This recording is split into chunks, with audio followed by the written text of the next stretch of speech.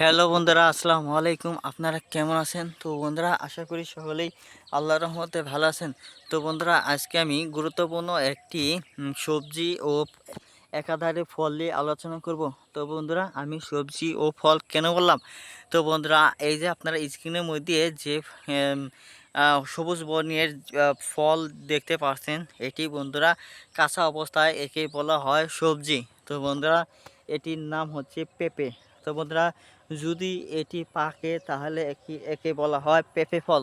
তো বন্ধুরা, আপনারা পেঁপে ফল পাকা ও কাঁচা অবস্থায় খেলে আপনারা কেমন উপকার পাবেন তা আজকে আমি বিস্তারিত আলোচনা করব। তার আগে অবশ্যই বন্ধুরা আমাদের এই ভিডিওটি না টেনে দেখতে থাকুন।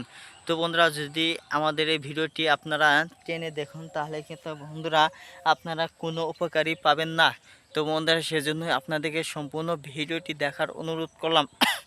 এই বন্ধুরা, আপনারা এই যে কাঁচা পেঁপে দেখতে পাচ্ছেন, এই কাঁচা পেঁপের যে খোসাগুলো রয়েছে, এই খোসাগুলো দিয়ে বন্ধুরা আপনারা অনেক উপকার পাবেন।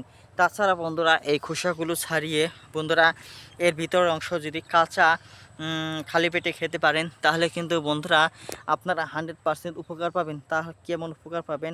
কাঁচা খেলে বন্ধুরা যারা বিভিন্ন ধরনের গ্যাসের সমস্যায় ভুগে আছেন বা পেটের বিভিন্ন যাবতীয় যা সমস্যা ছিল তার সমস্যা ইনশাল্লাহ আল্লাহর রহমতে ভালো হয়ে যাবে।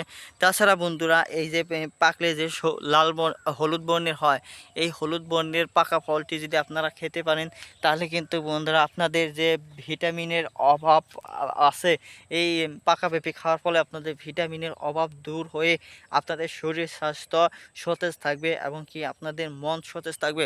তার কারণ হচ্ছে বন্ধুরা, এই পেঁপে কিন্তু 12 মাসই একটি ফল, 12 মাসেই পাওয়া যায়। তো বন্ধুরা, আপনারা গ্রামগঞ্জ থেকে না পেয়ে যাবেন সবচেয়ে বেশি। আর গ্রামগঞ্জে না থেকে পেলে আপনারা বাজার থেকে দেশীয় জাতের এই পেঁপে গুলো আপনারা কিনে এনে তারপর ব্যবহার করতে পারবেন। ধন্যবাদ আপনাদেরকে।